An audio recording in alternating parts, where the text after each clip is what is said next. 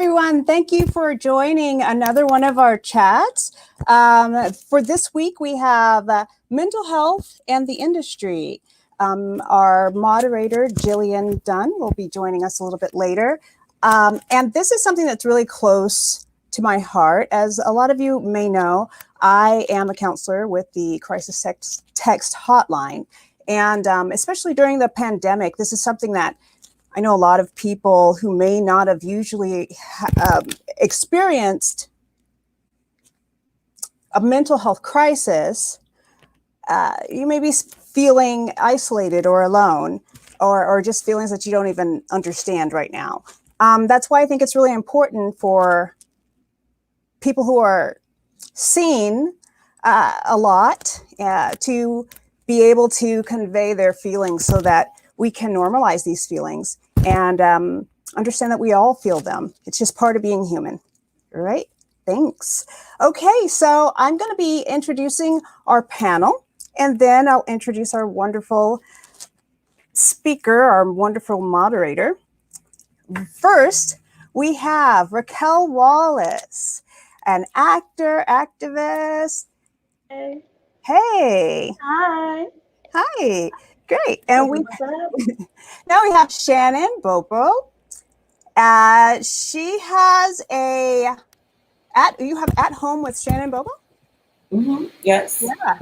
Casting director, comic, actress, healer, all of that great stuff. Thank you for coming today. Thanks for having me. We have Sai. They're a writer and a comedian. Thanks for joining us. That is correct. And Dana. Dana is an actor and a comedian. Thanks for coming.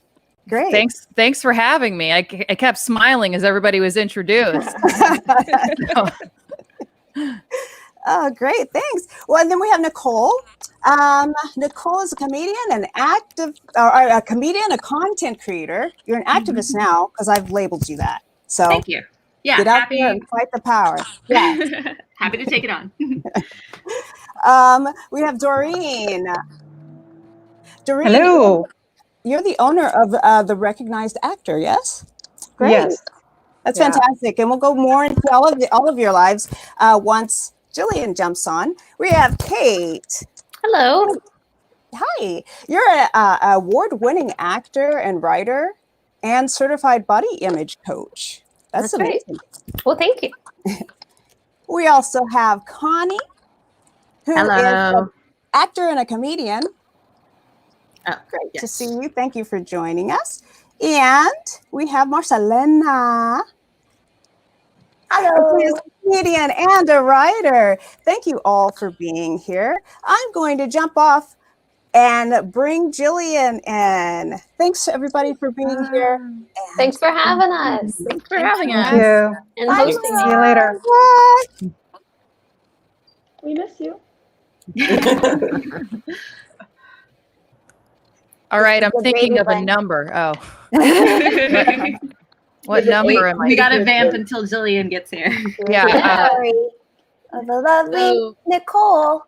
Well, it's a very cool topic. I'm grateful for one that we're talking about it. It's such it's just slowly been, the stigma around discussing mental health has been slowly disappearing, I feel, over the years. And so it's like very cool, especially now at this time that we're coming together to discuss. Everybody's going through it. Yeah. There's not a single person that I know that is living their best life right now. Everybody's kind of moving through stuff. So for the first time, we're all recognizing it. And just it's hard. It's sometimes for a lot of people. Yeah, and I think like whatever we might have faced in the past kind of came back up as soon as we were shut in with ourselves. Oh yeah. Mm-hmm. Yeah. We read Who's somewhere up their that, meds? I up my meds. doubled my SSRIs. My meds have stayed the same, but the amount of therapy I've been doing has increased a lot. Yeah. Yep. I had 2 therapists for a while. That was literally crazy. Okay, I'm back. I'm back. Hi. Welcome back. We're going to try this one more time. I hope you've gotten to know each other really well because I'm leaving again. But try and bring Jillian back in. Woo! Okay. While we're waiting, should we like say a little bit about who we are and what our relationship to the topic is? I think that'd be great. Well, I want to say first off that I am like probably the most removed from this particular topic. And I discussed that with Jillian, and she had a very specific idea about why I would bring something to this panel. So one of the things I like to say that you guys were just talking about a second ago with the shutdown, with the quarantine, I discovered that I'm an introvert and I flourish. What happened with me was nothing but good, because everything that was important started rising to the top and the bullshit went away. Awesome. I love that. I am also an introvert, and I was built for this life and almost harbored guilt for how easily I stepped into that life, and deeply pitied extroverts who gain energy from others, whereas I gain energy alone. I can operate around others, but it sucks energy, you know, and I have to be alone to recharge. So yeah, I hear you on that completely. But I still feel even introverts who were kind of thriving may have faced some old issues if they existed, because there was just time for that. I don't know if anybody feels me on that. I was just going to add earlier that the corona is crown in some languages, and it's like it helped us like really get connected with our crown chakra, which is all about turning within, and it forced so many of us to turn within and like really be within ourselves and turn within. For me, I am absolutely a person whose everything was about other people. For me, like I'm a giver. I worked for other people for many, many years. I did everything for everyone else. This time, I was forced to like do things for myself. I was finally able to like literally put that mask on at the airplane. You know, you have to put your mask on first. I literally put my mask on first and started doing, for the first time, things for myself. So, Yay! Hey, Jillian. Hi, everybody. We lost Connie, I think, but everybody else is here and ready to go. But there she is. Connie! Sorry, my internet's being weird. I have a pack animal thing I do normally at conventions where I'm like, how many people were in our group? Who's missing? What's happened? So like, if I notice that it went from 10 to 9 to 8, then I start, that's what happens. Well, I'm going to go to the next convention with you then, Dana, because that makes me feel safe. Yeah, gotta make sure everybody's in the group. Well, guys, thank you so much for joining the panel tonight. I wanted to reach out to each and every one of you personally and just have you a part of this discussion, because it's something that we have all at one point or another talked about, and you're all so well spoken about this issue that I thought it would be a wonderful thing for the community to hear all of you together speaking on this topic. And you know, it's National Suicide Month and Suicide Week this week, so bringing Prevention Week. Prevention. Yeah. We're not a good time. Not a good time. It's never a good time. Yeah. Maybe not a good time. Yeah.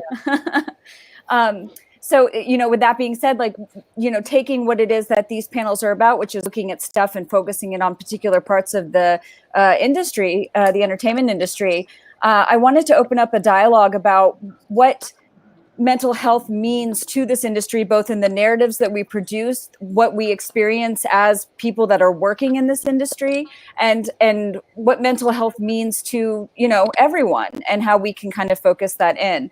And I think like the first question that really comes to mind for me with this is, do you guys feel, or do y'all feel that the industry kind of enables mental illness in a way because of how competitive it is and all of the high stakes that it is? Or do you feel that people that are drawn to this industry happen to be people that have issues with mental health?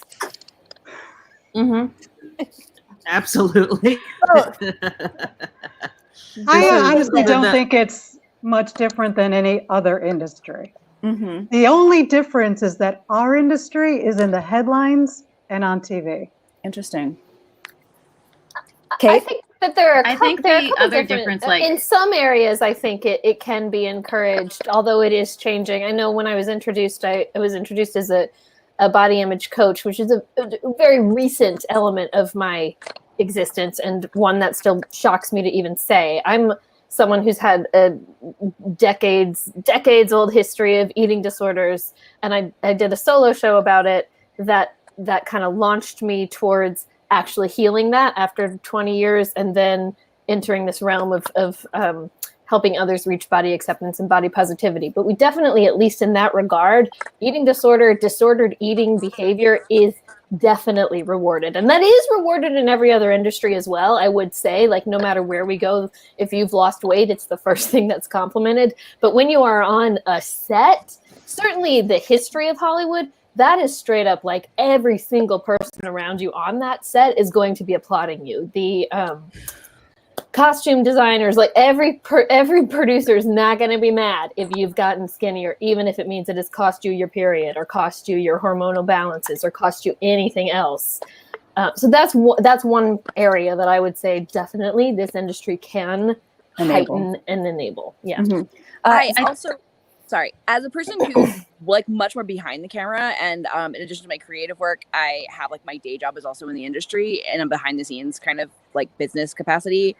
I also feel like as someone with anxiety, like my anxiety is applauded every day. I feel like I've gotten jobs because I'm anxious and I'm always on the ball and I'm always in control. And I'm always like just thinking about like, okay, so, you know, if we have an hour till lunch and we have 4 shots left, like how are we going to make our turnaround? And, you know, I think even, for everything from what you look like to your function to do your work, whether creative or otherwise, I think all of that can come into play. With writers, there's the whole tortured, like, oh yeah, you really delved into your mental stuff. I think it spans everything. Dana, you were saying something earlier? Yes. Hi. So I was a writer producer for 13 years, where there were moments where you felt like, do I have a seat at the table? Does somebody want me to talk about this? And there were certain groups where maybe you weren't invited because you weren't a straight, white, cis man. And if anybody that falls under any one of those categories of if you are not this, you may not have a seat at the table. And it took me a long time to figure that out, that it wasn't necessarily my talent. Also, I am somebody who is, I'm a brain cancer person. I have this cool scar right there as a nice reminder. And so you never know, like, what is this? Is this my talent? Is this something else? And then sometimes you realize it's within the behind the scenes of the industry. It could be somebody not wanting to invite you to the table because they're like, well, I don't want to offend you. I may say something that is going to hurt you, or like, I don't want you to see these dicks that I drew on a whiteboard. So maybe don't come in here. So there can be definitely a sense of, oh, do I belong? With especially the backstage, as far as the stuff that is, if you are an actor, and the stuff that I've transitioned more into as somebody who is auditioning more, there's a lot of ghosting, like where you're just like, I'm sending out these auditions, and then you don't hear anything back, and you're like, okay, cool. So that can really mess with you. There's a lot of ghosting and a lot of gaslighting. That's all I had to say. Yeah. Shannon? I honestly believe by acknowledging the fact that our industry is absolutely, if it's not the number one most anxious, anxiety-filled career, it's got to be at least top 5, because I mean, like, because I work on different ends, like I'm sure as we discussed, everybody on this panel does too, behind the scenes, in front of the camera. It's so much anxiety-filled, fear, not knowing what's like, possibly getting a job, it could change your whole life and your whole spectrum, especially if anyone lives in LA, where our rent is like or mortgage is like super high. So it's so much anxiety written, and you have to have multiple jobs. So you have to like support yourself. So unless you grew up with a silver spoon in your mouth, you have to figure out ways to support yourself. So I think acknowledge the fact that we it does take a certain mental capacity to want to step into. I think you got to be a little bit. I mean, I can only speak for myself, but you have to like be willing to take like a huge challenge in order to even embark on this type of career in the first place. And just acknowledging the fact that we're dealing with a lot of people who are highly filled with anxiety and stress and pressure and just fear, a lot of anxiety. Like the most anxious thing is the audition room. And I've been working in casting since 2007. And I have so many actors who said, you know, you and your crystals, I have crystals with me now. They're like, you and all your little crystals and your positive thinking and all, like really gets me through. Like, I feel like I'm going to book because of you, blah, blah, blah. But like, I think it's really important for us to acknowledge the fact that our industry is incredibly competitive and incredibly anxious filled. So anybody who's in it, like, God bless you. Because it's not, I'd like it's not to for the weak jump at on heart. talking about anxiety, because anxiety is ultimately, now bear with me, nothing but future tripping. And what is Right. future tripping? Where we're making up things about what somebody thought of us, about what's going to happen if, oh, I'm not going to make rent. We're making this up. But in hindsight, we can always look back and see how well we're taken care of throughout our lives. But we forget that. Yeah, absolutely. Absolutely. Yeah. But in a now of all now moments, many people aren't woke to that. Like they're just dealing in the present moment. And so just like I feel like it's always super important for us to acknowledge that that's the way I personally deal with so many different people in different capacities, because I acknowledge the fact that they're all going through that, and right or wrong, good or bad, this is where they are, and it causes for mental instability. It really does. But I love what you But I said. hear you. I definitely hear you. About, yeah, I'm sorry. I gotta jump in. I have a pretty bad anxiety disorder, and it has a little bit more to do than with future tripping. Okay, I just want to make a disclaimer that I'm not talking about anybody with a severe diagnosis. I'm not. Thank you. I appreciate that. The industry also has, society in general has a bad habit of minimizing emotions, not just people with actual disorders, but if you do have anxiety, it should be acknowledged because there are reasons why you're anxious. And yeah, it is future tripping, but right now, shit's going on. Fascism's at the door. There's a plague. We all should be anxious. That if we weren't anxious, we'd be sociopaths. So even though there is some, I know you meant completely. Your intentions were pure, and I completely agree with you on a lot of cases that it is future tripping. But yeah, it's people tend to minimize. Yeah, it's real. It's real. It's not you making things up. There are reasons why we feel this way, and we need to sit with that. Yeah, the future tripping is more of a symptom of the anxiety. It's more of a like you can't help but think this way, and this is stemming from the anxiety that like we have built in for some reason. But I'd like to. Oh, go ahead. Okay. Oh no, toxic positivity is also very rampant in the industries. Like, as long as I think I can do it, I can do it. I can make it. I just need to book that next one. You just need to work harder. You just need to think positively, and that's bullshit. That is bullshit. I just want to add that, like, the thing about this industry that's kind of unique compared to other industries that I feel like is adding to so much anxiety is it's really hard to make sense of it. Like if someone was going to go into accounting or a doctor or a lawyer, and if they all of a sudden their career hits a slump, they're like, well, I just got to work harder. Try telling a Broadway actress this. Like one day the phone calls stop coming and they'll be like, well, you just got to act more. And it's like, but people don't want me. And it's like, well, then you must be a bad person then. And you're worthless now. What we forget. Hold on. Yeah. And this, you can't make sense of it. And everyone I know that tries to make sense of it gets real bitter, are really, really egocentric and being like, well, yeah, because I am the best. Or they're like, well, because everyone's a liar and a slut. And There's two spectrums I'm seeing of people that are trying really hard to make sense of their career trajectory. And the people that are doing the best are like, who fucking knows? Who knows? It's insane. I'm happy to be here.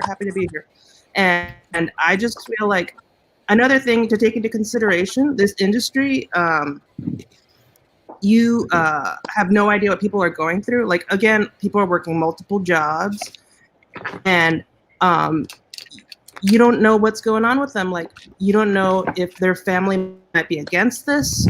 You don't know if they have physical issues that they're hiding.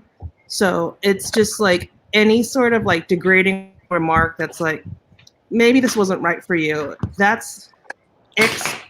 feels exponential. Like, because then all of a sudden you hear your parents being like, we told you. And then anyone that's ever doubted them, it's like, we told you. And it's like every negative experience feels extra traumatic in this industry because everything's amplified. So it's just like everything that's in a regular job, but mixed in acid. So that's, I think, So there's a SNL sketch about how there's a special medication if you're dating an actress. Yeah, totally. Because it's going to be so traumatic. Anyway, thank Raquelle, let's hear from And you. to We add haven't heard on- from you. And to add on to what Connie was saying, like, the people that are drawn to this industry typically are expressive and vulnerable to begin with. That's what makes their art good, their vulnerability and their willingness to just lay it all out. And also to touch on the fact that, like, you don't know what's at their back door with family stuff. For me, my family was so supportive. I told my parents that I was going to move to LA to be an actor, and then they drove me out and said, you can do it, we love you. And that has taken away so much of my anxiety, and I'm pretty sure that that's the reason I can walk into audition rooms and be like, I got this. And then the ones I walk in and I'm like, I got this, I get. Because I feel solid in that base, and I recognize that it is so rare. I tell that to people and they're like, what? But both my parents had like creative ventures in their childhood and had to abandon them to get a 9-to-5 and to support kids. So when I told them that I wanted to do something creative, they were like, we will do whatever. And that like has made all the difference. So of course, in the opposite, like if it was negative, those negative effects are real and they're gonna come, like Connie was saying. Do you all feel okay? Did you have something you wanted to add?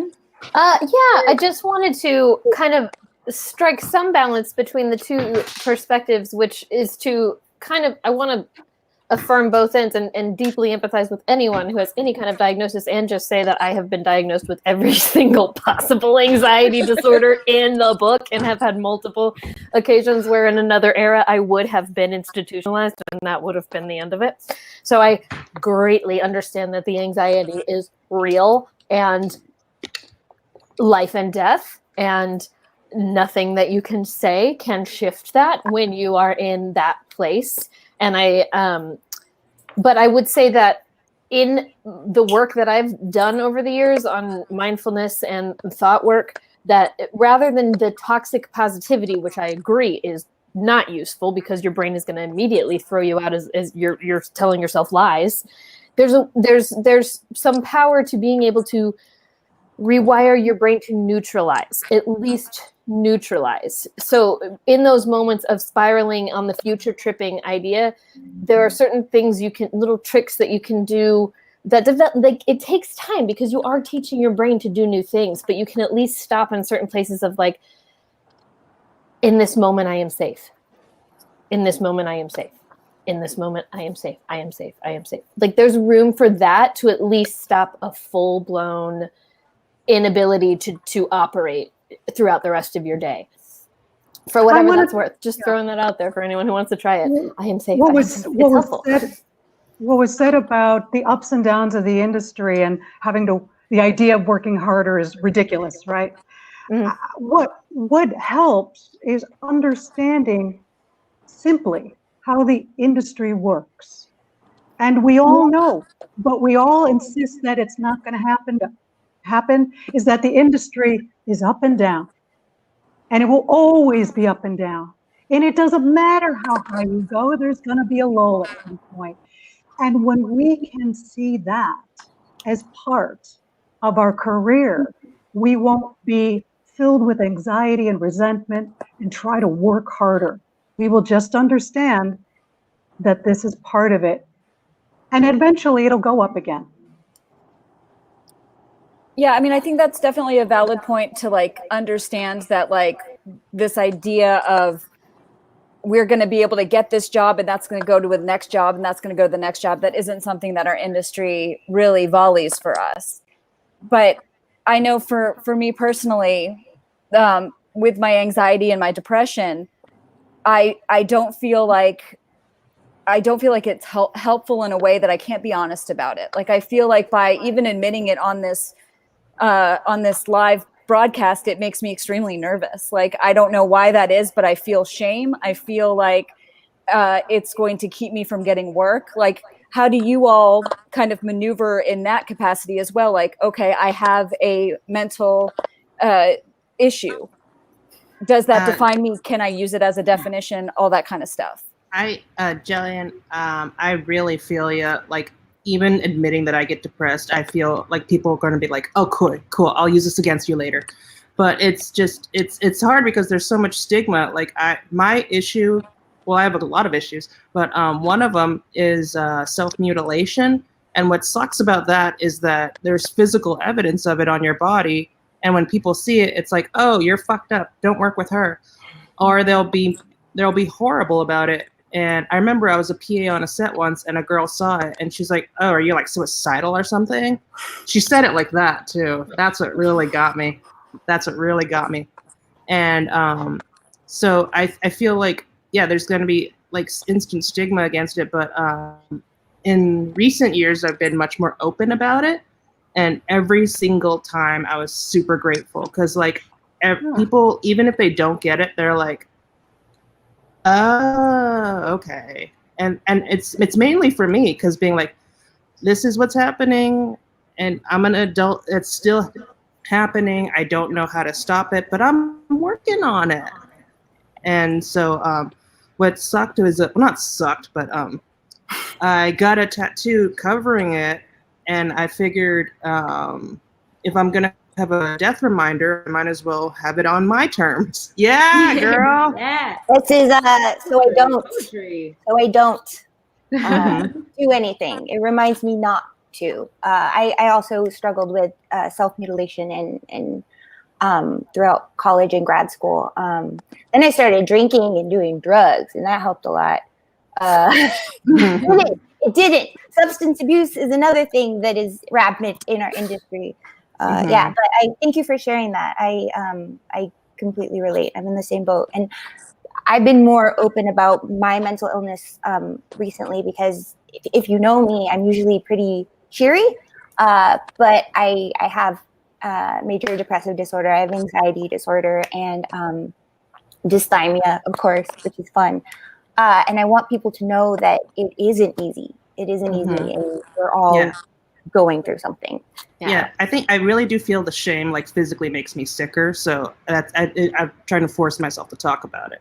And it makes other people going through, like I know exactly where you're coming from. So so like for the first 5 years of me working in this industry, it was my like issues and those being I have bipolar disorder, I have major depressive disorder, and I have anxiety, and I was diagnosed with an eating disorder. But like I kept them so close to my chest, like just so close to my heart, and I didn't want anybody else to see. And I also just like thought there was also a stigma with going to therapy and actually getting help, because that meant I'm admitting that I'm all messed up and I don't have the tools I need to figure this industry out. But it wasn't until I really hit like a rock bottom where I like was hospitalized for a little bit, that like I just started to coming to be out and open with it, and just like even when it wasn't positive messages for me to put out there, it's just me explaining like exactly what I'm feeling. Like, I'm just feeling so depressed, and like I don't know why I feel this way, and I don't know what to do about it. Just like putting that all out there for everyone to see just made things so much easier. And there was like some backlash. Like, I feel like it did affect like how some people saw me, how like the people that wanted to work with me, that wanted to be friends with me. But it's so much easier just being open about it. And like, yeah, you don't want to be friends with those assholes. yeah, no, and I can't work with those assholes. And Yeah, I've been able to work. Like, the work didn't go away. The work stuck around. I thought it was, I thought of something funny, because we're all comedy women, right? That when it was brought up, like people find something to keep me out of the room, so to speak, if you admit to your diagnosis of whatever it is. But my first thought was, if it ain't that, they're going to find something else. So don't worry about it. Well, are already women and minorities, so that might not help. Right. Kate? I want to say something, but I don't want it to scare anybody, because this was a rare exception, I think. But first, so I mentioned that I had done this one-woman show about my 20 years of OCD, eating disorders, body dysmorphia, and chronic pain. That was all stuff I hid behind a wall of shame, like completely. My closest friends were shocked by this show that I decided to put out there. But I was having a big soul-searching moment, and I felt like the only way to be of service, I believe we can be of service through comedy, through storytelling, all of it, was to tell this story and see if it mattered to anybody. And I was it was the most terrifying thing I have ever done. And it, of course, changed my life. I knew it would. I didn't know if it would change my life in a way that I wanted. It was the scariest week of my life to just do a public reading of it, let alone produce it and put it out there. And it's now been 4 years, and I've toured with it all over. And the gratitude is so palpable, because everybody carries this story, and it doesn't have to be about an eating disorder. Everybody carries some amount of mental torment that they cannot talk about. And it's like, it's all of Brene Brown's teaching that when shame is put into the light, it cannot survive, and it simply cannot. And people are so grateful that someone's talking about it. And then I'll be like at a bar in a random city, and people from the audience will come up and start just talking to me about whatever mental disorder they've been dealing with. And it's great and beautiful, and just like, yes, let's be able to talk about this in this open way. And that is like, just to say thank you for this conversation, and the shame is so unnecessary. The gratitude is from people is so overwhelming. And of course, yeah, there are trolls. There are people judging me. There are people who don't like it. And my agent at the time, who were a really good agency that I was with and like doing pretty well, dropped me, telling me that I was a cause actress now, which I don't even know. God forbid. Oh boy. And it was a bummer, but I didn't care, because I was like, this is going to be an amazing thing. I think that's now it's been a long time.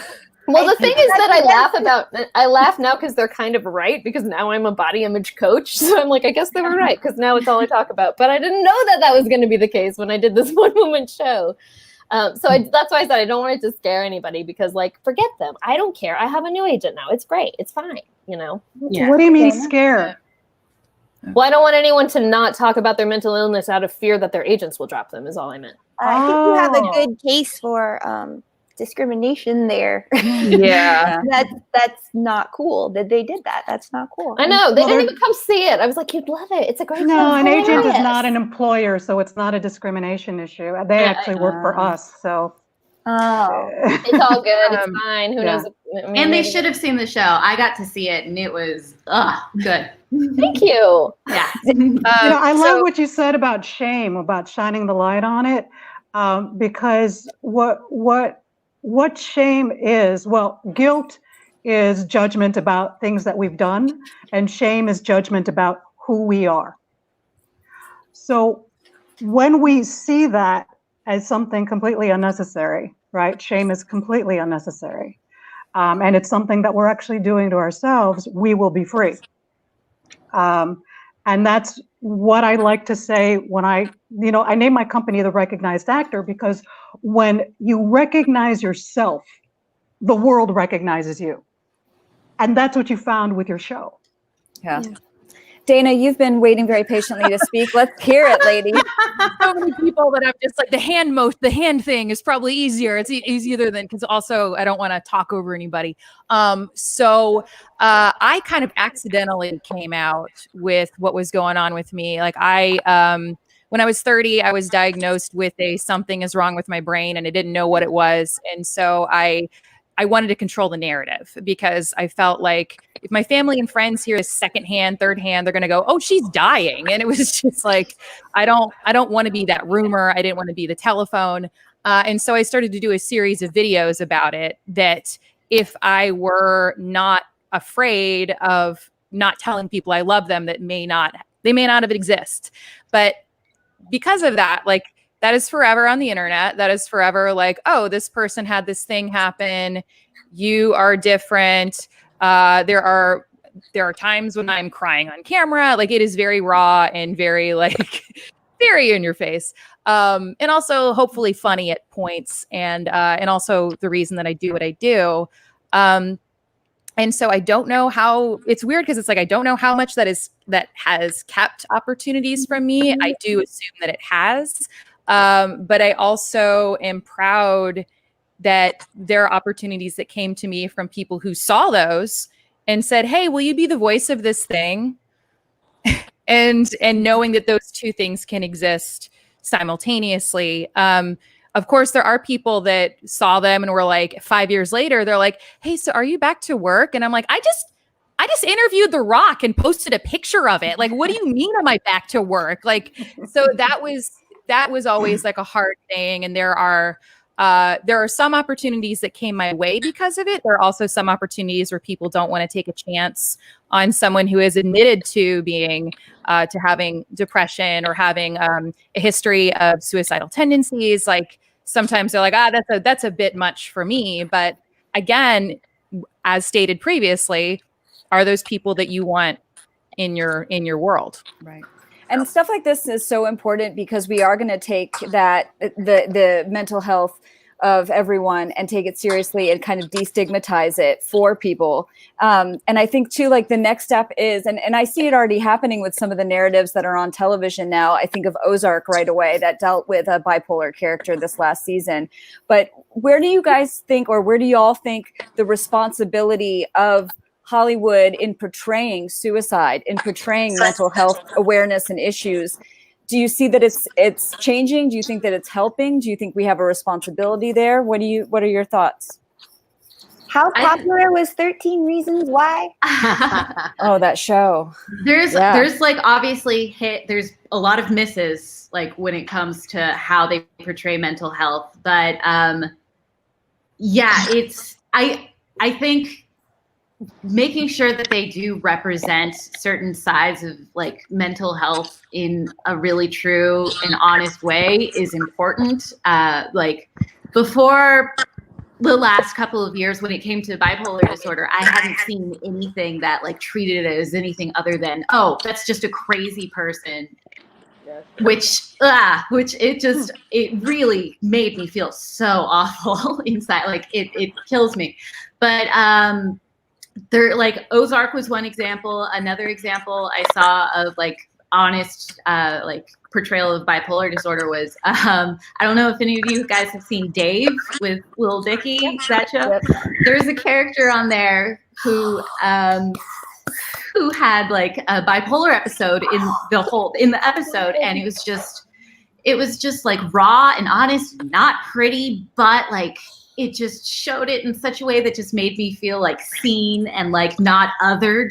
You know, it was just wonderful. So, like, I want people to have that, like, to have that feeling where it's like, this isn't some weird thing that is bad. This is just a reality of life.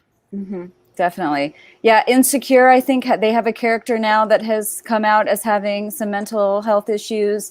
There was an episode of the show Modern Love, which is on Amazon Prime, where Anne Hathaway plays a woman that has bipolar disorder. Yes.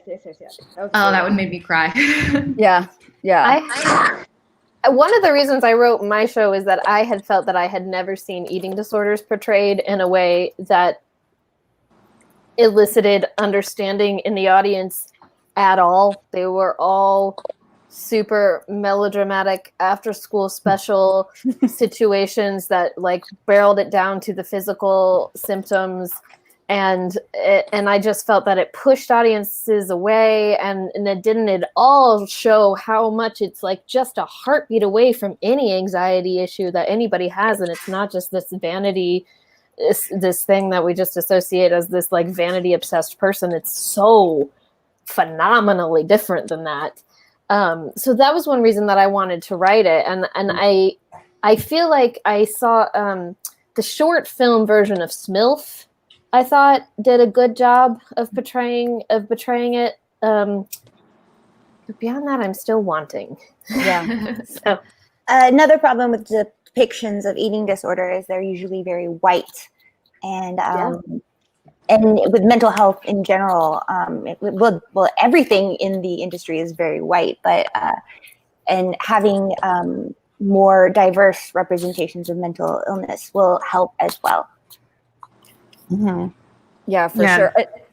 And also, because I don't know if the issues have changed at all, or if people are just speaking up about them more. Like, you also have celebrities that are coming forward now that are very open about what it is that they are dealing with. Like, you have everyone from like Chrissy Teigen talking about postpartum depression to like Chris Evans talking about anxiety issues.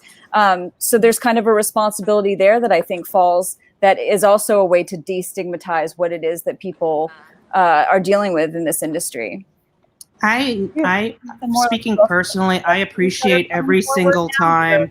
Very open about what it is that they are dealing with. Like, you have Mirage. Sorry. I think what's happening. I think Mirage has the video on. Hi, Mirage. I think we're okay. I think we're okay now. Yeah. I was just gonna say I appreciate every time an entertainer comes out about their struggles. Like, I know Louis Anderson recently talked about how when he was doing stand-up during his heyday, he was suicidal and literally played Russian roulette with himself right before going on stage. And it was so, I mean, that's so horrific and raw, but at the same time, I was like, that really made me feel so like you could be at the top of your game, but you're still just like, let's see if there's a bullet in this one. And I'm just like, oh, you get it. You absolutely get it. It's not about like just, yeah. And it made me feel seen. Marcelina? I think Sai had her. Yeah. I think, right. Yeah. So I just wanted to kind of this connects, I think, back to where we started a little bit, because there's that ebb and flow of the industry, and there's that sense of like, oh, there's the down times and the successful times, and there's, times when you're working and times when you're not. I think it's easy for us to say like, oh, but once I'm successful, once I get that big job, once the money stuff, is easier, or like once, I achieve something, then my problems will all go away because I will have what I need. And like, to an extent, like, I definitely have like less anxiety flare-ups or different anxiety flare-ups now that like I have this job that is like, I don't worry about money as much, and I don't have to have multiple jobs anymore. But like, yeah, like I just have panic attacks about different stuff now, Sure. I like what somebody said about having a character on the screen representing somebody who's diagnosed and just being a part of life.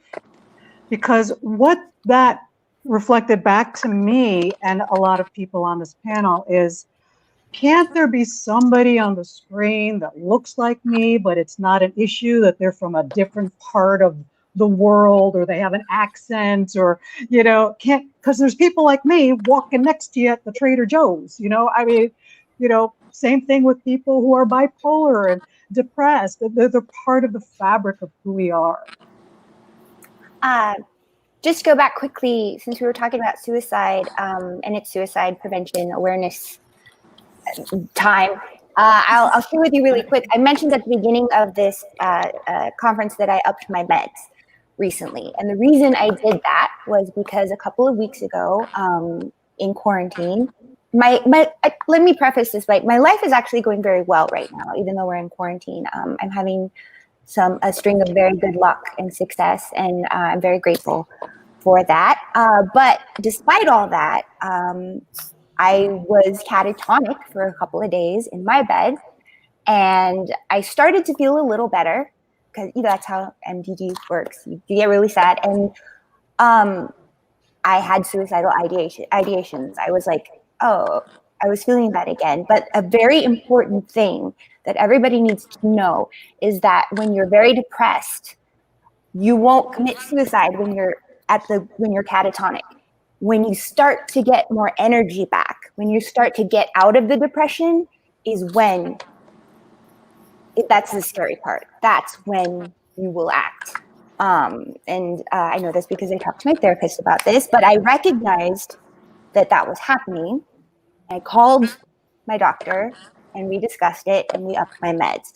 And luckily I have a psychiatrist that I work with and a therapist that I work with that I like. It takes a while to find a good therapist. If you're a person of color, you might consider having a therapist who's a person of color, because I have been gaslighted in the past by white therapists that didn't understand some of the things that I was going through, and that's very important. But I just wanted to share that quickly, since we were talking about suicide, that it's when you're coming out of the depression is when you need to be very aware of what you're thinking and what's going on in your life. So just wanted to share that. That used to be a thing on, especially on Prozac early on, was it was a side effect that it would cause teenage suicides. And I didn't understand that until I was in that place of nothingness and then lightly medicated and realized, like, oh, I have the energy now to act on those thoughts. Exactly, yeah. And it is a scary awareness that you need to be aware of. I'm very glad you brought that up. Thank you. Yeah, it's the more I learn about it, it's really scary because it's more chemical now that I learn about it. Like, you can't reason with it. That's what's so scary about it. Because normally I like to justify and maybe even trick myself. But the thing is, what sucks with me personally is if I get an urge, this might be an OCD thing, but even when the circumstances go away, a few days later, the urge, it feels like an echo is there. And the urge will still be there. So even when the bad thing went away, it'll, the urge will be like, oh, but we said we're going to do this. And it's so just like, I've told friends, I feel like my brain's on fire. It feels like there's literally something in here that's not done yet. And it takes 3 days to reboot. And it's really, so when people are like, we have no idea why they did it. And I'm like, I bet you they don't either. Yeah. It's so terrifying. I want to really thank Marcelina for sharing what she shared, because that is super hard to say, hey, I just had this thing happen super recently. So number one, awesome. Thank you so much. That is true bravery, brave space action. But also the fact, and this is something that I've been thinking about a lot, is that, there are therapists that may not understand you, that especially if you are not white and you are working with a white therapist, they may not understand that. I have friends that that as teenagers were brought to conversion therapists, and now they think that that's what therapy is this therapist is going to tell me to no longer be gay. And so when you are doing the search, it is so crucial, and this goes for everybody. It's so crucial to find somebody that that aligns with you and what's going on in your life. And you have that right, because you're the sad part is it's still capitalist. And so you're still paying a service, and you're like, well, I want you to get me. I want you to get me, and I want you to fight for me, because the saddest part is somebody who's going to a therapist or a psychiatrist who does not get them and then decides, well, I don't need to go anymore. This person's not going to listen to me. That's what happened with my first therapist. You'll find a therapist that suits your budget too. My therapist is on a sliding scale, so don't give up. I know it's really hard if you're in a bad place to look for a therapist, but call your friend. Maybe not me because I'm going through some shit right now, but maybe like in a few weeks you can call me and I can help you look for a therapist. I don't know if it still exists, but I know when I was looking for a therapist, I went on like therapist.com and there were a lot of them that gave free initial sessions so you can see if there's somebody that you want to work with. Yeah, most therapists do that. They should do that. I think we need to normalize breaking up with therapists if it's not working out, because a lot of people think that like, oh, if I just keep doing this, it's gonna work. It's gonna we're gonna get somewhere. They just have to get to know me. No, you should break up with them if it's not feeling right.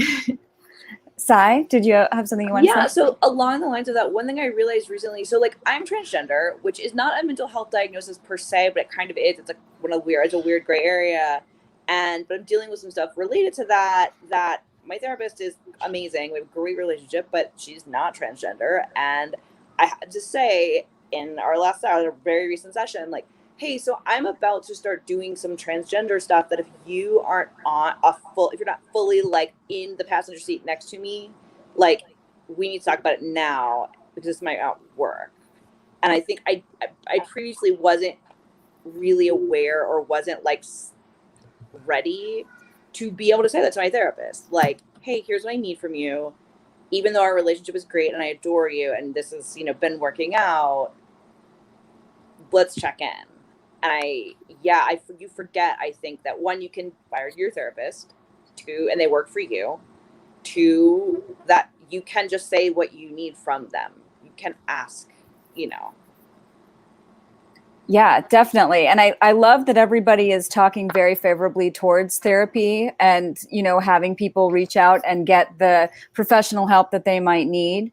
I was also wondering what coping strategies, and we've had somebody in the chat that's asked, what are some coping strategies that y'all do for yourselves to help yourselves? Yes, Raquelle. Especially all throughout quarantine, just painting, but not giving myself, oh, I want to paint this, and then that because I'm looking at the picture that I'm trying to paint, like that doesn't look like it, but just doing whatever the fuck with paint and playing like a child almost has been wonderful. Like actual paint, like real paint, like paint. Okay. Yes. Yes. Like acrylic paint, spray paint, and just, because again, it stems from being artistic and being super expressive. Sometimes you can't label what you want to express and articulate it clearly enough, but you can just like throw shit at a canvas and see it kind of mirrored in a way, which I think has been wonderful. I don't know what I would have done in quarantine without paint. So painting. I think a really helpful one is to have a list of people that you check in with. Mm-hmm. I had a therapist who literally had me write down names and phone numbers of people like, okay, if we're panicking, call this person. And if they're not available, call this person, this person, this person. It's almost like a phone tree of like, I'm having a meltdown. And it's helpful because people don't always know what you're going through. Like, even if you see them at work every day, you always assume people can hear our thoughts, but they can't. So, like, I think people just knowing, like, and of course we don't expect them to fix us, but it's just like not holding it in. It really takes off a lot of pressure. And just like, it takes a village, man. The work that has changed my life entirely that I've been certified to teach is called thought work, which is the acknowledgement that our thoughts are not real. They are not truths. And so to have neutralizing thoughts, and the other one is mindfulness and meditation, and to be able to go on a guided meditation. There's a million of them on YouTube. Just Google guided meditation for calmness, guided meditation for anything, and go to a peaceful place. That's enormously powerful and helpful. And you just get to go on like a fun adventure. You don't have to sit there in silence. That's another technique that you can work on. But I always want to start people there because it's really super fun. But then thought work is just being able to say, it's possible my brain is tricking me right now. It's possible my brain is not being honest to me right now when it tells me blank. So you don't even have to try to go to a positive place. Just I'm willing to believe my brain might be tricking me right now. Just things like that. There's all kinds of openers like that that can help you examine your thoughts so that you can choose one that gets you through the moment. What about the physical reactions to a panic attack, like the tightness of the body, the breath, the not just the racing of the thoughts, but just not being able to keep that energy scooch, it's just like, rah! What can we do to keep that calm? Is it the same kind of technique? Yes, Nicole? Something that it's pretty like very basic 101 stuff, but grounding exercises is like great to help you get past what's physically, like what you feel like is physically happening. Like my favorite one is just kind of like naming or finding 5 red things that you can identify in your immediate vicinity, or what are 4 things that you can hear, 3 songs that you remember, just something to get you out of whatever is happening in your brain and just out into your physical environment. Mm-hmm. Love that. Yeah, there's also breath work is free. Another free option for you, which is for like a lot of 4-5-8 breath work is this stuff that they cite with like both panic attacks and insomnia as something to help. And that is breathe in for 4, hold for 5, let go for 8, box breathing, which is like in for 4, hold for 4, out for 4, hold for 4. Like there's multiple ways, and you can find the one that works best for you. I don't want to tell somebody to breathe wrong and then they're going, and then they make it worse. I have started doing a thing where I underwent a very experimental treatment. One of my cats is in the background. I underwent a really experimental treatment last month that I will hopefully share at some point. But during that treatment, I became really obsessed with sunsets and realized that they're really pretty and we get one of these a day. And so I've started to like go look for them whenever I can. And it's such a weird thing, but it just made me go like, oh, look, that's free and accessible to most. Obviously not accessible to all, but accessible to most. Definitely. What people seem to be mentioning has the same common denominator, and that is connecting with the whole, connecting with the flow. And I think, because I've not experienced it, but I think the worst thing that can happen to somebody going through an attack is trying to fight against it, resist it, and make it not happen. Yep. Yes, exactly. That's exactly true. A lot of things. What do I do to cope? Weed helps. Weed helps a lot. But crying helps a lot. Crying is really good. But the thing that helps the most is learning to be kind to yourself. Exactly what Doreen was saying, that when I am having a panic attack, don't shame yourself into trying to keep it together. If you gotta leave, we've all seen Midsummer. What did Florence do? She left and went behind this scary yellow house and had her panic attack. And that's just, if you have to do it, just go ahead and do it. Don't fight your emotions. Be kind to yourself. Let yourself feel things. Let yourself be. Can't you just live? Just let yourself live. Don't be so hard on yourself. That is absolutely beautiful. And being your own best friend is so incredibly important. Really, really hard. You do have to learn to do it because so many people are walking around with such deep self-loathing. But to be able to say, how would I treat any other human being in this circumstance? You would be there next to them, loving them, not expecting them to change their behavior in any capacity. Just saying to yourself, I'm here with you till this passes, is really powerful. You don't have to change anything. You don't have to get off your butt and be productive.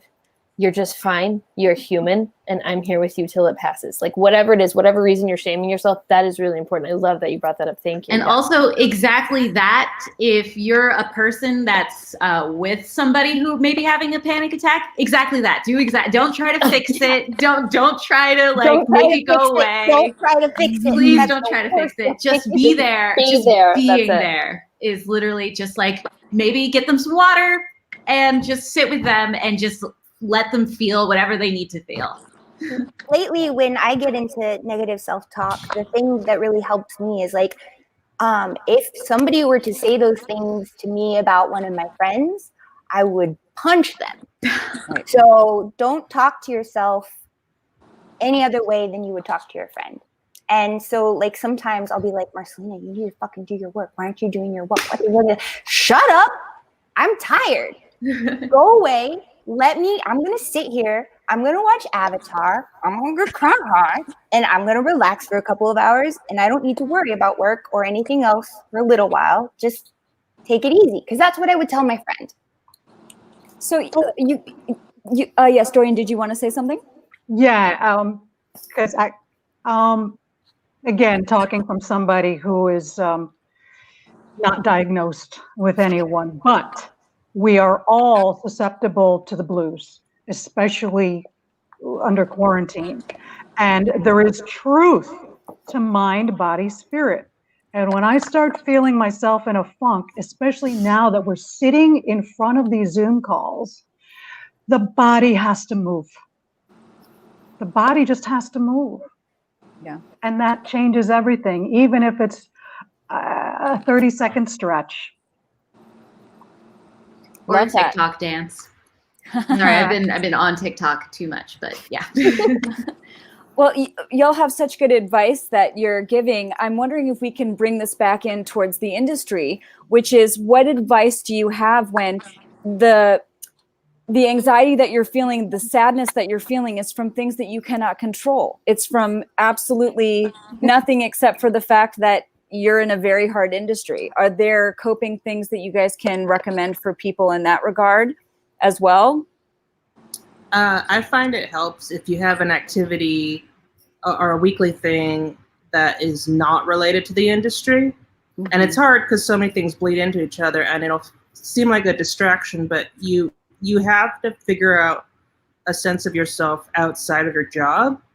Otherwise, all of your value gets wrapped up into that tiny little package. And you need people that aren't also being like, that aren't caught up in it in your life. Because they can make the tunnel vision so much more tunnely. So, yeah. Some advice that I have, especially when it comes to stuff that's out of my control, and or if it's something like if maybe like I'm just personally not doing well, like maybe I'm kind of mildly having an episode, or I'm just struggling with a lot of things. I always feel that sort of fear of missing out on something because I'm not at the best that I possibly can be, or that I'm not like helping out as much as I possibly can. I always just have to like look inside for a second and tell myself I can't do this the best that I can until I take care of myself first. So it's okay for me to take time to take care of myself, because that way I am being the best that I can be. So yeah, taking breaks. Yes, 100 times yes. Mm-hmm. I love that. How did you described it, Jillian? Something about the business being daunting or scary. What was the word that you used? I mean, if I said it 5 minutes ago, I don't remember. But okay. I mean, it is a daunting industry. I think that it is so much, especially if you have a mental health So I wanted to address diagnosis. that. I wanted to address that because I think Einstein said it best. The only decision we need to make is whether we live in a universe that's friendly or hostile. Wow. It feels hostile right now, but that's just... Yeah. That's just 2020. I mean, I'd like to think that, you know, for me personally, I look at the world as being a very friendly place. but that means that my friends are saying no to me a lot. And that after a while, it's very hurtful. And it's so easy to personalize that into, well, I'm not wanted in this regard. Is this really what I should be doing with my life? And then there's that instinctual thing that's like, this is what you want to be doing, lady. So just keep going, you know? So I don't know. I do feel like it is friendly in that regard. But how does that translate into me not feeling so down about the fact that I'm not where I want to be? I guess. Well, you said something right there. You know, how it's very hard not to take it personally. I'm sure a lot of us or people who are watching have read the 4 agreements. Right. And one of the things is don't take things personally. And the reason why the author chose those 4 things, I found this out from somebody who interviewed him personally, was because he looked at the world, human behavior, and he saw that those 4 things were the areas that sucked up all of our energy, or most of our energy. So the first thing, all we have to do is notice. Just notice when I'm taking something personally and go, oh, that's not about what happened. That's about what I'm doing. What I feel. Kate, you had your hand up. Yeah, so I think that having a sense that your success in this industry has no bearing on your worth as an individual, and having a strong understanding of that. And again, this can come down to questioning the thoughts that you may have, which is about taking things personally. Like, we cannot ever know what the reasons are that whatever we wanted to work out did not work out, right? So we can choose any thought about it we want. We could just decide, I was just too awesome for the part. You know, you can decide anything because you just don't know. But ultimately, I mean, I've been in this industry 15 years and I've been very, very down and on the verge of leaving multiple times. And just in the sense of like, is this the way I want to live my life? Is this, I only get to do it once. Is this it?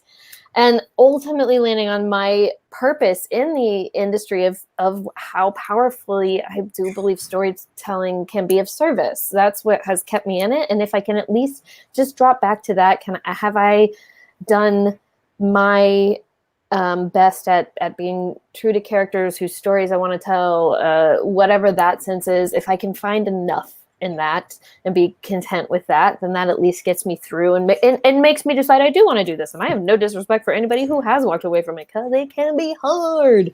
But it's ultimately just being able to drop back to my value. If I never break through, if I'm never a series regular, whatever it is your definition of the thing is, which even when you get there, you're going to have a new definition. Sure. Even if that never happens, my value as an individual is not based upon that. I would like to add that also there's this idea, especially among women in the industry, where it was like, this year was supposed to be my year. It's my last year. I'm running out of time. Blah, blah, blah, blah, blah. I'm on the wrong side of 30. It's actually, if you look at the industry in 30. terms of centuries, like, I mean, there was never a good time and there's never a bad time. Like, look at Kathy Bates, or people that got started in their 40s and 50s, or they picked a new career in their 60s.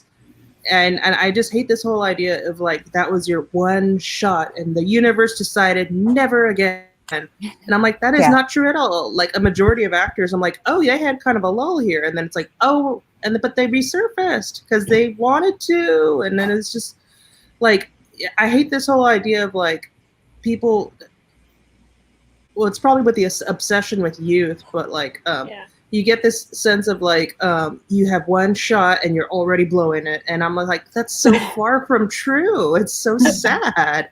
And we forget that because we get put in rooms filled with other people that are thinking that. Right. And I think another thing is that we have to look at life like that, right? Because I think I've told on this particular time slot show that I do, that when I found out about my breast cancer, I had gotten into a car accident. The car accident is what helped me to find out about breast cancer. So if I were to say that car accident is going to be the best thing that happens to me, that people think I'm crazy. And sometimes I say cancer was the best thing that happened to me because, you know, you helped me to divorce my husband, whatever it is. People are like, that's crazy. What are you talking about? And so it's important for us not to look at things as good or bad, period. They just are. And everything that is right. Right? Because who cares about what could have happened? It is. So it's right now. Right? Yeah. Mm-hmm. I don't want to. It's that old Zen story. Do you know the Zen story about the farmer who lost his horse? No. One of his horses runs away, and the neighbors go, "Oh my gosh, that's awful!" And he goes, "Maybe." And the escaped horse comes back with 2 wild horses. And the neighbors say, "That's wonderful. Now you have 3 horses." And he says, "Maybe." Yeah. And then his son is trying to tame one of the wild horses, gets bucked off and breaks his leg. And the neighbor's like, "Oh, that's horrible." And he says, "Maybe." The next day, the military comes around to draft the young men, and they pass over his son because he's got a broken leg. And the neighbors are like, "That's wonderful." And the guy goes, "Maybe." Yeah. It's the whole notion that life is happening for you, not to you. Yes. Yeah. And so that's another thing, like in the industry, we have this idea of like, when people are praising us or we're getting everything that we want, we're like, "Oh, it's great. It's wonderful." But whenever we get criticism, that could be just as wonderful, but we don't classify it as wonderful because that could be growth for us. Have you ever seen a really bad stand-up comic that's never seeming to get that right? Like, who's not telling you that this doesn't work? Don't say that anymore. But they still keep doing that same thing over and over again. And that criticism or even that horrible time could be something that's magnificent in the growth of you as a person. And we don't think about stuff like that. We don't think about the rejections. We don't think about that boyfriend that was a jerk, or the girlfriend that was a jerk, or the person that was a jerk that saved you by breaking up with you. Because if you had married that person, yeah. And then if you had kids with that person, oh my gosh. Failure is the best way to learn. Yeah, that's you know, true. I have a tattoo that says "fail better" on my head. Because anytime people are like, "What does that say?" Oh, let's talk about it.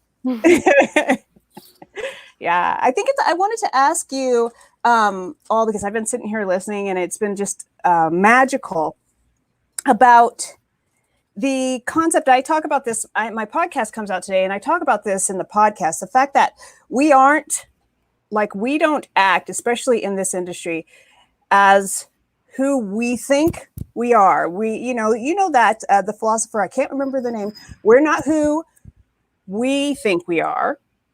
We are who we think other people think we are. So we act according to how we think other people think we should act, which is what we do when we try and get into auditions. And this is what we do when we're acting the appropriate self of us based on our mind reading skills of what we think somebody else thinks we are.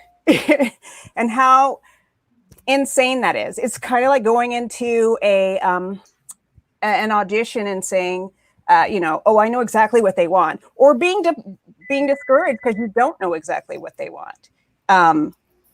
You have no idea. You have no idea why they said no, but you just know that it's a rejection to you. Mm-hmm.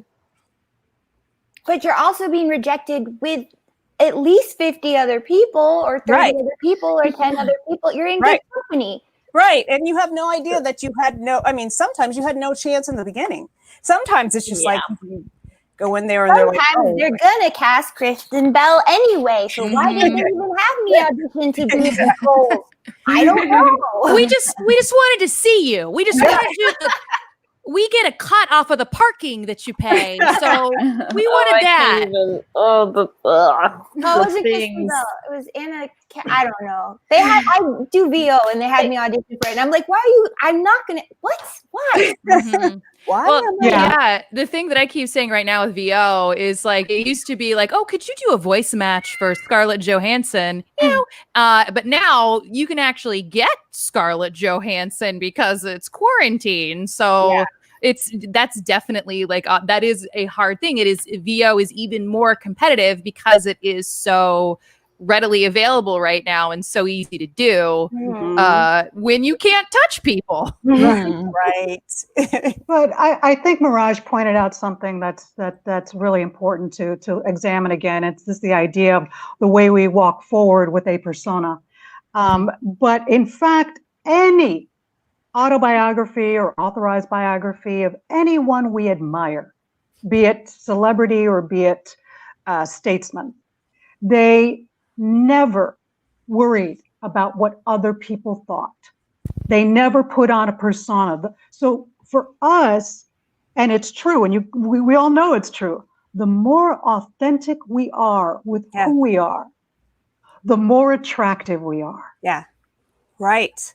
Yeah. Right. In theory, that makes so much sense. But if you have social anxiety, it is painful. Like, as much as I know how cool I am and I walk into a room of people and I don't give a fuck what they think about me, my social anxiety causes me to think the most demonstrative thoughts towards myself. And all I can do is try to escape. And for a long time, I would drown myself in alcohol, which I'm almost 8 months sober now.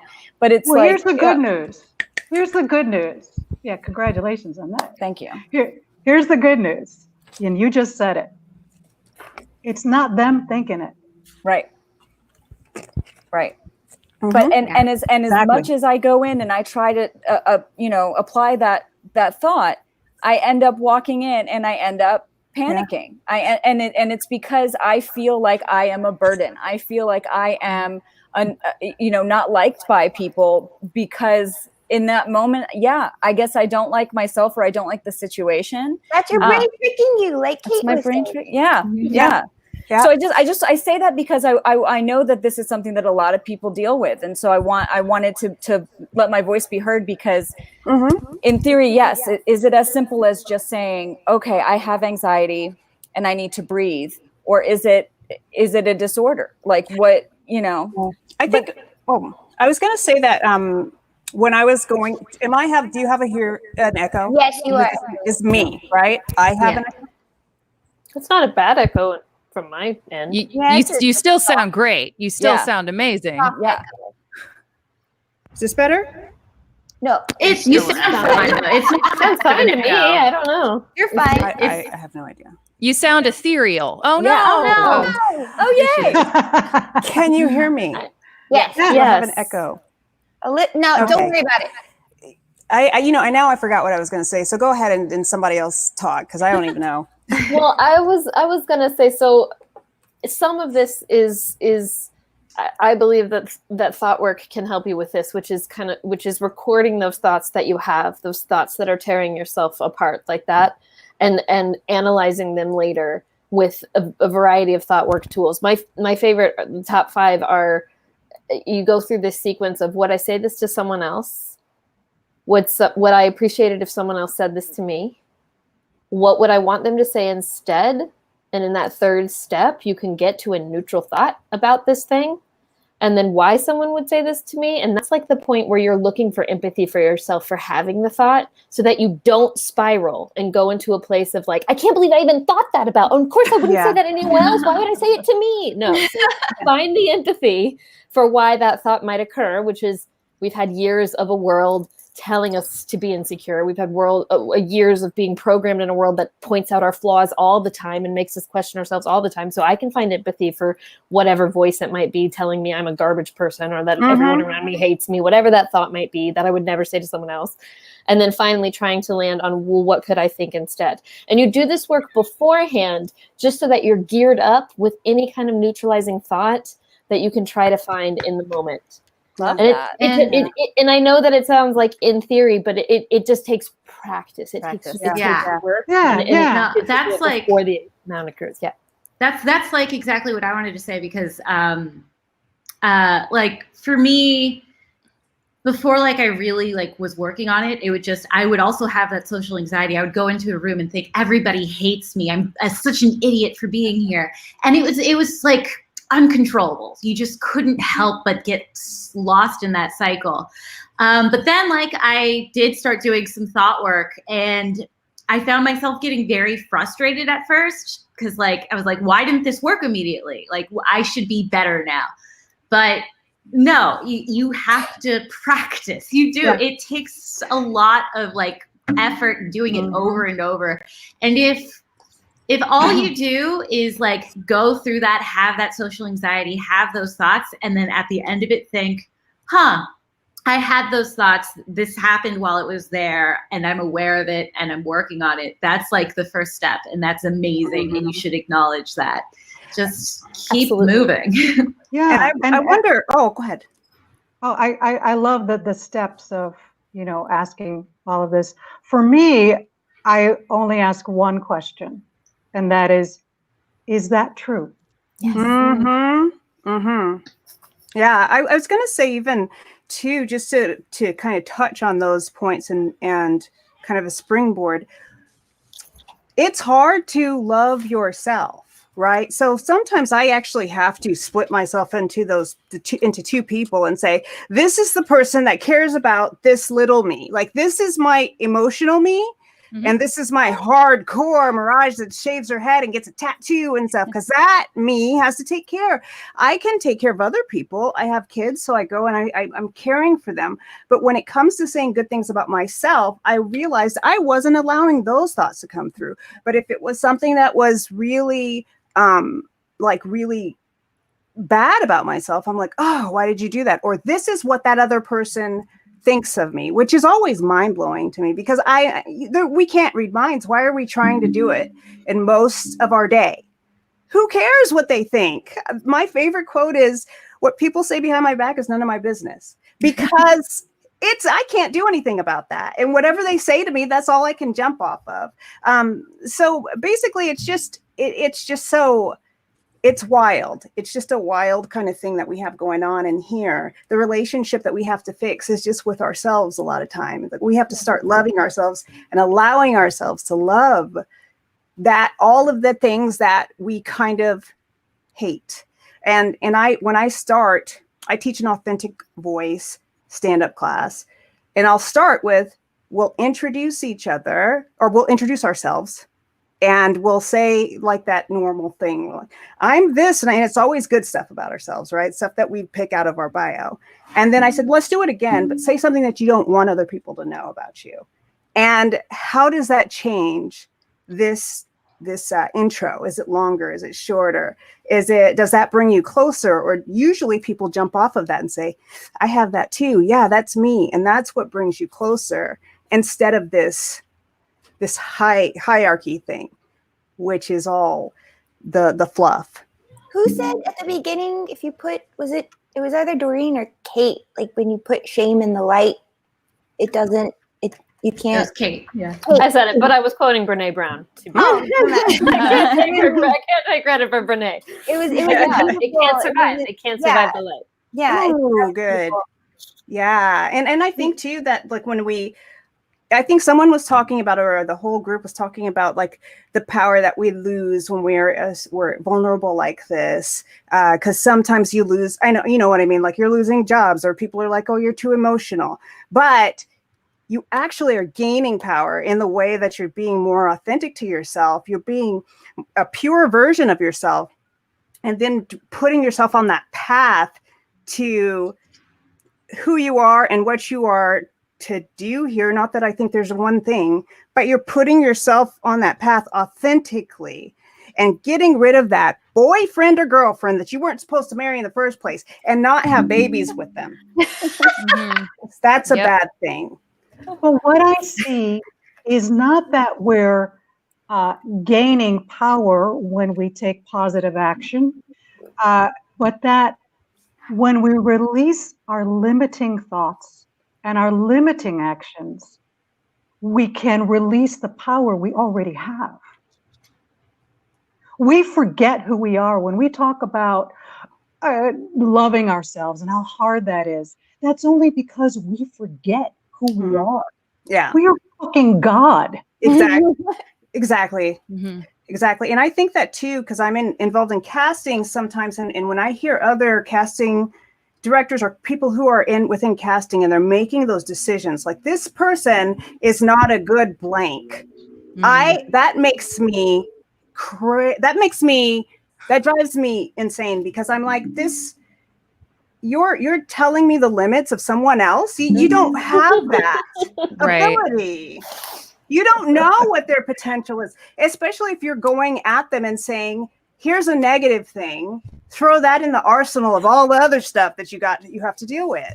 It doesn't make sense. It's a very, to me, a narcissistic kind of mindset to be in that space where you're just like, this person is good and this one isn't. And you don't know their potential. You don't know what they're capable of in certain situations or circumstances. We have opportunity and we have being prepared, and that's it. We have to, those are the two that meet that particular project. Don't get me started. Yeah, well, when you talk about people making judgments on our abilities, all I can think of is the Jesus quote, Father, forgive them. They know not. What is it? What's the rest of it? They know not what they do. What they do. Yeah, all the Christian kids. I know. It's like Christian. But yeah, I think. Go ahead. Oh, I'm kind of backtracking. I was going to say one last thing about the situation of social anxiety in a room when we're worried so much about what other people are saying. This may or may not help, but in time, slowly, for me, I mean, I used to be so cripplingly social anxiety. I just used to look at people and be like, how do they know it's okay to talk? Because I had like 7 layers before anything could come out. And then it was like the conversation I moved way on. But everybody is thinking about themselves. Yeah. Like in the end, no one's thinking about you at all. They're not thinking good or bad. The vast majority of the time, they're thinking about themselves. Which is, it's just the way it is. Yeah. So sometimes you can drop back to just reminding yourself that actually they're not thinking that, because they're thinking about whatever else is going on in their life. Have you ever, is everyone in here, we're all comedians, yes or no? Yes. Okay. So, when you're trying, this echo, when you're trying to create a joke or write a joke or something like that, and at the very beginning, you're actually trying to go through this form and the structure and how do you do this? I don't know. I studied comedy a lot. And then you realize that the stuff that you kind of block in your speech, or to the stuff that you don't say to other people, the crazy, I keep saying crazy, but I'm trying to turn it into wild, because I'm saying wild now. But that way that you look at the world is your voice. That stuff that you try and hide is your voice, especially in comedy. Because you're just like, it's the stuff that people want to know about you. What's going on when you see that? When you see, hey, that man is outside with no pants on. Yeah. Anybody merciless was anybody here bullied when they were children? Oh yeah. Yes. Very much. Yeah. Yes. I think the one time I was the first time was when I realized, I use humor to get out of things. Yeah. It's just, it's the stuff. I just think it's really interesting that everything that we feel that we reject about ourselves, or that other people reject about us, the things we think are the things that we should embrace. Oh, I remembered why I brought that up. Eventually, I was like, they're going to hate me anyway, so I might as well just be myself, which is not the right way to think about that. But right. It's a step. Yeah. That got me through high school thinking that way. Well, if you're going to think this way about me anyway, I'm just going to go full force. And, Yeah. And to your point, Mirage, in your teaching, very simply, the opposite of creativity is censorship. Yeah, that's true. And sorry, Dana, go ahead. Oh no, go ahead. I don't want to. I was quickly going to quote Madonna, who said, the more people you piss off, the more money you make, or something like that, which is something that I've embraced recently. And with more people, the more vocal I am about my body positivity stuff. And some people just don't like it. Some people don't like fat people. And I'm like, you're incorrect about that. But, but yeah, so I try to remind myself that good, I'm pissing people off. Maybe I'll make more money. I like it. Yeah. I had a bit of an offshoot, so I was like, "Oh, Kate's probably got a thing that has to do with the thing." Sorry, so go back. Oh no. So Do yeah, that. this actually has to do with, this is a bit about social anxiety. But I realized that I have not much anxiety when it comes to saying this thing that people do is wrong. So I can say like, this entire group of people is really messing up. But I have the hardest time trying to confront one person about something. And this is a new thing that I've realized, and I've done like a lot of work about it this past month to be like, and as far as like an industry thing, I was like so proud of myself because there was something that I had basically hooked somebody up with a thing last year and worked really hard to give it to them. And then this year, they did not invite me to be part of the cast of it. And I was like, oh, that's really interesting. And so I was like, hey, did I do something wrong? Like, is there a reason that you cast mostly white guys in this? Like, it was very like, I just didn't understand what was going on. But I was really proud of myself to message them and say like, hey, this happened. What was that? And that is like, that's a new thing for me. And it's also something that I've actually been able to do a lot in my personal relationships as well. Like normally somebody does something wrong and I'm like, but now it's like, oh no, this is now a door is open. So like for people that have that very specific thing, there is hope for you. You can start telling people off, but it is like, I feel like there's an equation for it of what is my safety? Because sometimes there are those times when it's like, it is not, maybe it is going to damage your safety or your position to like, if it's like, I have to tell this face to face, or can I back up a bit and throw the grenade? And is there a way to do this anonymously? Like there are so many different tactics, and I don't want to encourage people to do something that is going to harm their safety. But I do want to say that like, there's hope for you. Oh, Mirage is on mute. Oh, you know, why was I on mute? I think what I wanted to kind of like jump off of your topic, Dana, is that what I pull from it is how you have to fight for yourself all of the time. Like I fight for myself every day. There's not just like, it's not like, now I've graduated to this point in my life where I have full self-confidence and everything, you know, now I can look this way or I can say the things I want. You know, I do grow, but every day I do have to fight for me based on the experiences that I had in the past. I'm still fighting every day. I still wake up and I still go through that process. And to know other people, what I love about this and what I love about speaking out is to make it so, or normalize it so other people understand when they get up and they're just fighting for themselves, just to be like, I love myself, just fighting for you through your day, through your life, through a moment. We're all in just moments. It's okay. It's okay to say, 3 weeks ago, I felt like this. I thought I got over it. And now I'm back further. And it's okay. You're not the only one dealing with this. So you know, many earlier we were talking about being vulnerable with the anxiety attacks or whatever vulnerability is there. And that is really what's behind this, what Dana was talking about, like, what if I say this thing and how do I say it? What's really behind that is not that we're afraid of saying it or what will happen, but what we're afraid of is how we're going to feel when the shit hits the fan. True. And that means we don't trust ourselves enough to know that we've got this. Yes, and that's so important. I'm gonna like I'll let you wrap up because I'm just like, yes, and let's keep going. But I had a therapist when I was going through everything with cancer and divorce and car accident, and they told me at one point, they said, there will be an end to this. And I couldn't imagine. I was like, there's no way there's going to be an end to this. How is this not going to seep into the rest of my life? And they were like, this is going to end. And, good things end and bad things end, and this will end. And I was able to kind of really, that was just a key point for me. That was a point where I was like, this is going to end. This experience is going to end. This moment is going to end, which also means that my daughters are going to grow up, and all the good stuff that's happening right now is going to end too. So, I mean, it just helped me not to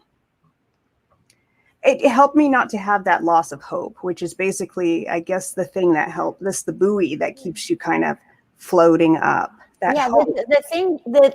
The moment will pass, but you will not stop. You'll still be here. Continue. Yes, you're there. Yeah. It's that Oprah. No, is that Oprah? No, it's Whoopi.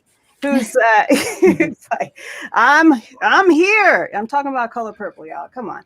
Oh, I'm still here. Well, thank you all for being here for this panel for tonight. And for those of you that are watching, I just want to send out a reminder that we love that you're here. And if you're having any trouble, you can contact the Los Angeles County Department of Mental Health. They're there 24/7, and their line is 800-854-7771. It will get better. This is going to be a wonderful life. And thank you guys so much for coming in and talking about your personal experiences and your experiences with the industry. Yes. Thanks for having us. Thank you so much. Awesome conversation. Thank you. Hope to have you on again soon.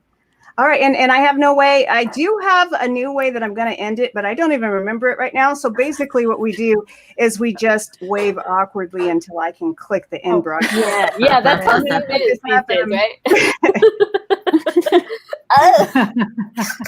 Wave. So I can click it because it's Keep up the waves. Keep up the waves. This is Crisis text line. Yeah, Crisis text line. Text share. That's S. The letters SHARNE to 741-741. And that's for all trauma, not just specifically preventing suicide. Crisis text line. Bye. We are in